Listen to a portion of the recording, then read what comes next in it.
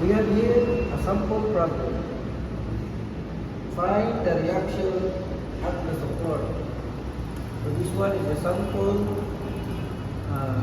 drawing that we have a load of 5 kN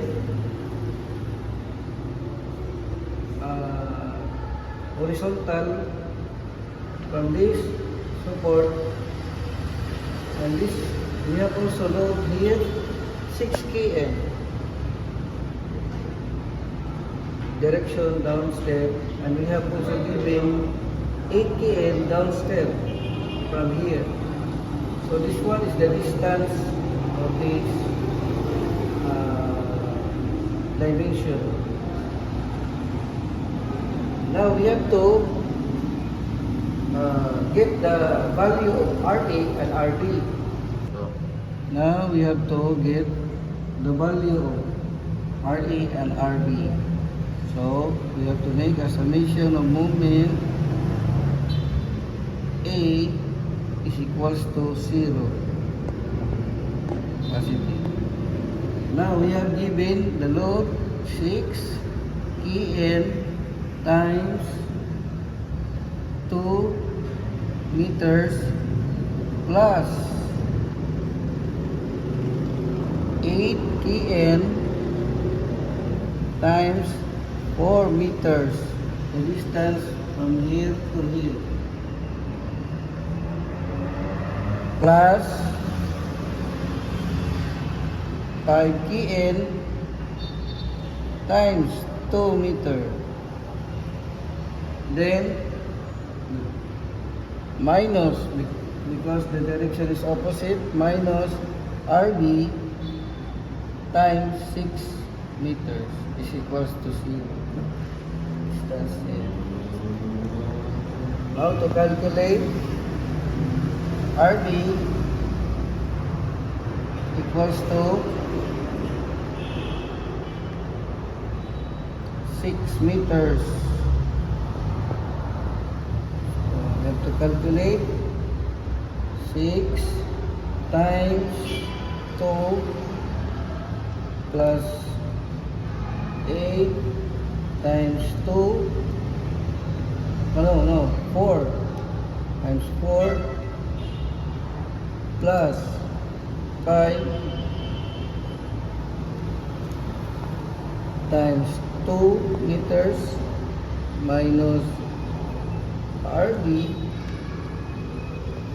times 6 meters. X equals to 0. And if so, the answer is 9. This one is 50. If you get this one, you have to calculate 6 times 2 plus 8 times 4 plus 5 times 2 equals 54 kilometer meter. So divide this RB 54 divided by 6 is equals to, this one must be cancelled, so this one is 9 kilonewton. This one is the value of RB, 9 kilonewton.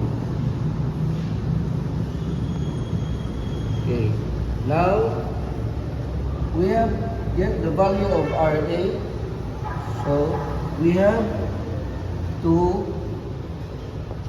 make a summation of force.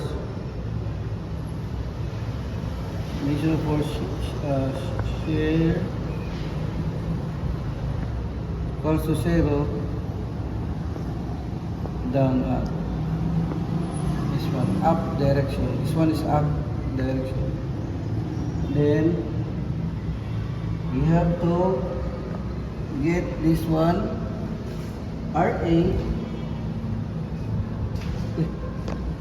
RA 8 plus RB, this one RB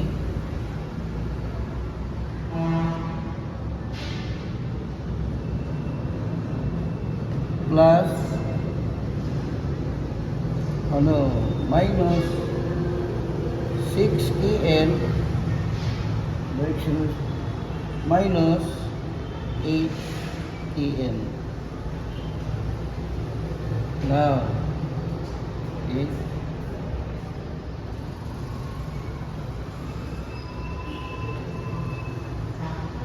RA plus RB is 9 kN, 9 kN minus 6 kN minus 8 kN. So RA is equals to, let's put the calculator, 9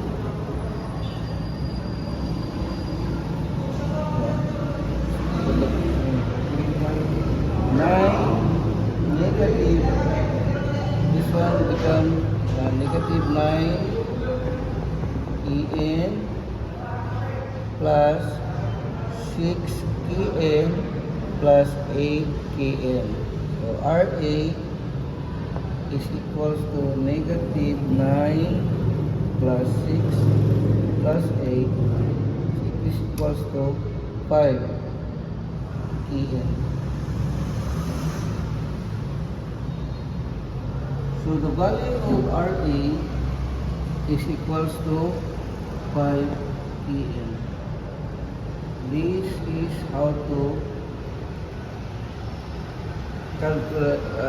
calculate the reaction with the support.